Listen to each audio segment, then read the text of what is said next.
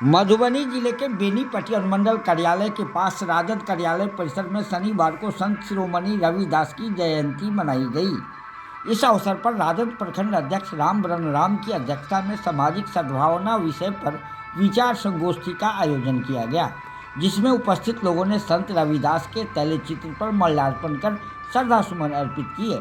इसके बाद कार्यक्रम में मौजूद पूर्व विधायक सह राजद जिला अध्यक्ष रामाशीष यादव समेत सभी आगत अतिथियों को मिथिला की परंपरा के अनुसार पाग दोपट्टे व माल्यार्पण से सम्मानित किया गया।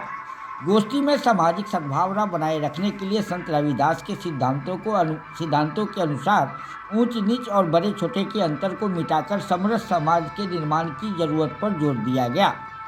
साथ ही राजद कार्यकर्ताओं के द्वारा पूर्व उप मुख्यमंत्री तेजस्वी प्रसाद यादव के 25 फरवरी को मधुबनी में प्रस्तावित जनविश्वास यात्रा को सफल बनाने के लिए अधिक से अधिक संख्या में मधुबनी चलने की अपील भी की गई।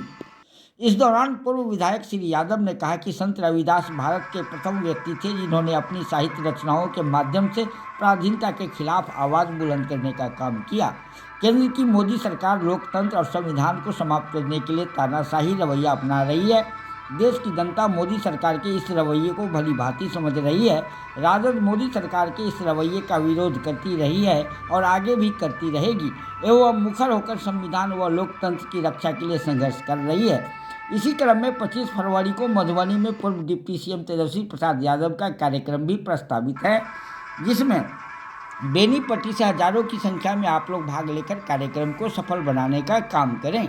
वहीं प्रखंड अध्यक्ष रामवरण राम व विजय यादव ने कहा कि मुस्लिम शासक लोधी ने रविदास मंदिर बनवाने का काम किया, लेकिन कथित हिंदू शासक मोदी ने रविदास मंदिर को तोड़वाने का काम किया है, जिसे बहुजन समाज को समझने की जरूरत है। जबकि रामश्रेष्ठ दीवाना ने रविदास साहब के द्वारा लोगों को अंधविश्वास और पाखंड से दूर रहने और प्राकृतिक विज्ञान से जुड़कर सदाचार की जीवन जीने की बात कही। आइए सुनते हैं पूर्व विधायक ने और क्या कुछ कहा, सुनिए उनकी ही बात। अधिक हो वो नहीं है। हम लोग क्या खोजते रहते हैं, जीप पकड़ी आती हो भैया, जीप के भरोसे रहेगा, जीप वाला कहीं फेल हो गया, कहीं जीप पर पहले ही सवारी हो गया, बैठ गया वहीं उसी गांव का आदमी, तो आप गाड़ी भी देंगे रामवरण राम को, हमको कह दिया नहीं हुआ तो उस समय में आप नहीं पहुंच पाएंगे। इसलिए मैं आपसे निवेदन करूंगा, प्रार्थना करूंगा कि कल के दिन हम लोग अपने अपने साधन से मधुबनी चले और फिर लौट करके आए तो मेरे डेरे पर सप्ताह में हमारा डेरा है, देखे हुए साथी, वहाँ पर चूड़ा छोड़ा जरूर कुछ ग्रहण करें, चाय वो पीते हुए लौट करके आएंगे तो रात में खाना खाने की जरूरत नहीं होगी। ये इतना हम लोग कोशिश करेंगे। श्री शंकर जी रहेंगे वहाँ, क्योंकि जिला के भाग में ये भी है और वहाँ पर हम लोग ये व्यवस्था किए। और इसलिए मैं ये कह रहा हूँ कि 3 मार्च को पटना में महारैली, जन विश्वास यात्रा का समापन। और तेजस्वी जी ने जो कहा था नीतीश बाबू को, नीतीश चाचा जी आप तो आए थे लड़ने के लिए, आप तो आए थे मोदी जी के लाल किला को पकड़ने के लिए, लेकिन आपको जिसने सीबीआई या ईडी या जो भी हो थोड़ा आप डर गए, घबरा गए।